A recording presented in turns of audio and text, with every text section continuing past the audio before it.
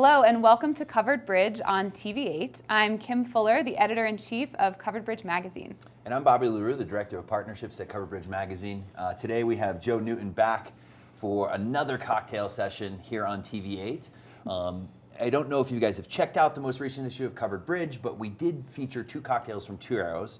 So Joe is with Root and Flower, which is a sister restaurant to Two Arrows, and he's going to bring us one of his new cocktails that's on the menu currently. So Joe, which cocktail are you making for us today? So today, this is actually Black Pearl. This is a special that comes and goes from the menu. So at Root and Flower, we always have our seasonal menus that we put out every year, but we're always really stoked to advertise, sell all our bartenders fresh creations, new cocktails on our chalkboard. And so every week, every day, we'll be changing it depending on ingredients and depending on the availability of what we have in stock. Awesome. So today we have the Black Pearl. Okay. Black Pearl was designed for a wedding last year. Black Pearl actually gets its name from one of my favorite cocktails in the classic repertoire of the bijou. So in French, bijou means jewel. And that refers to the gin, the chartreuse, and the sweet vermouth that makes up the cocktail.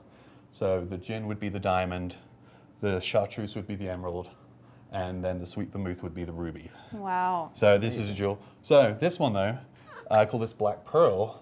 It builds on that in classic Root and Flower fashion, as many bartenders use the Mr. Potato Head theory.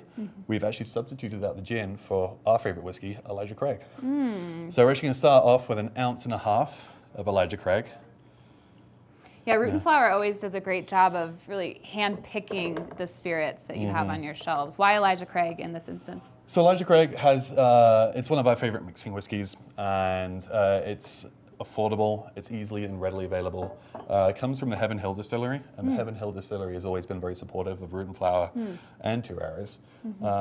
We do get many of their high-end bourbons, which we absolutely love. So Elijah Craig would be their kind of go-to mixing whiskey. Perfect. And absolutely love it. Great. So, but building on the bijou idea and turning this into the Black Pearl, we are going to be going with chartreuse. Okay. Now, chartreuse is one of those spirits that is a little more difficult to find right now. So, fun little fact about chartreuse: it's made by monks in France, Benedictine monks, and there are only 3 people in the world who know the recipe. The head monk knows the whole recipe, and his 2 subordinates, his acolytes, they know half the recipe each. So if one of them was to pass away, they could still share it, still make this. Now, there is actually a little supply issue with chartreuse right now, so we are lucky to still be able to have that in right now.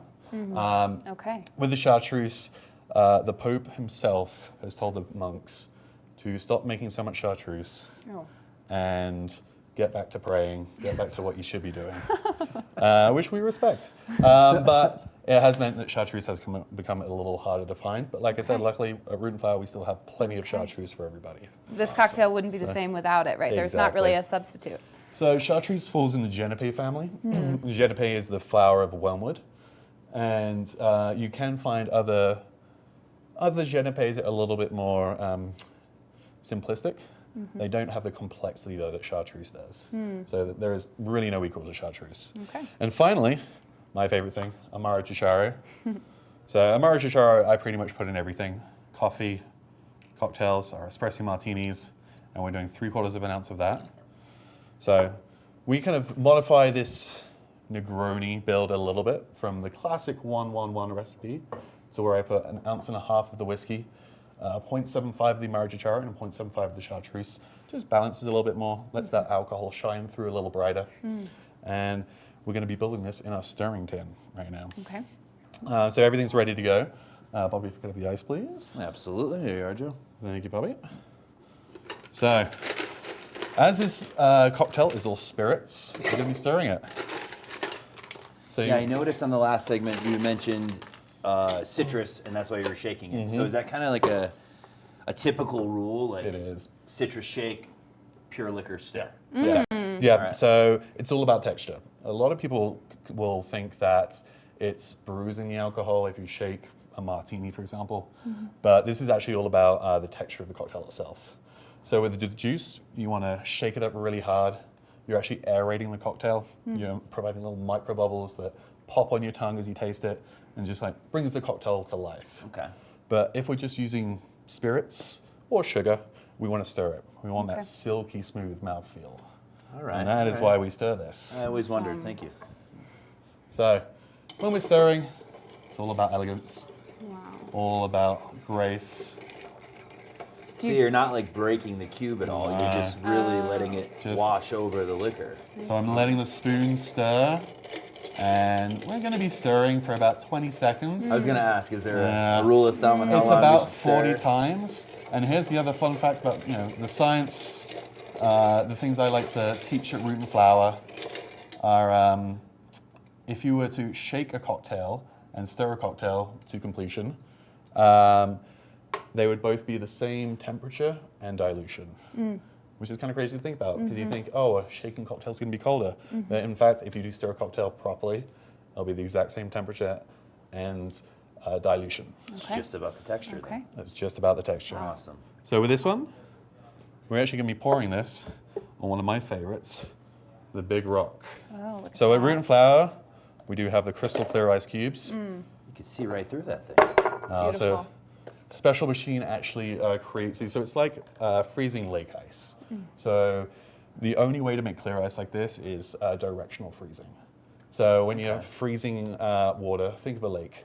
When it freezes, it's going to freeze from the top down, and it's going to push all the impurities out. Got it. Which is what exactly happens here. Wow. And so it pushes all the impurities out, and you're left with this crystal clear block, which we then hand carve each one of these Okay. with a knife, very sharp knife.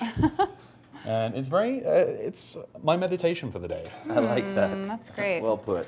Oh, wow, beautiful. Oh, look at that. Really nice. Black Pearl, well named. You can see that richness, Oh, it's beautiful. dilution. We might have left it on the ice a little too long. And then for this one, I do like, so with our last segment, we had our orange sprays, but sometimes we like a little visual pop. So we'll take a fresh orange. And you were just Rub getting around. like the oils out of And we're the. expressing the oils over the Okay. glass. And I like to rub the orange peel around as well. Now at the bar, we like to make every drink look super pretty. So we actually have scissors at every station where we can quickly just cut each peel to be needed. Hey. Gorgeous. And then we have our cocktail right there. Look at that.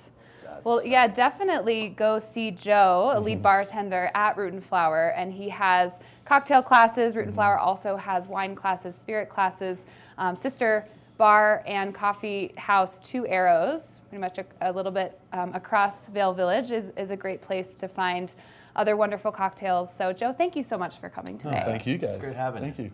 Good to be Absolutely. here. Yeah, and thank you everyone for watching Covered Bridge on TV8.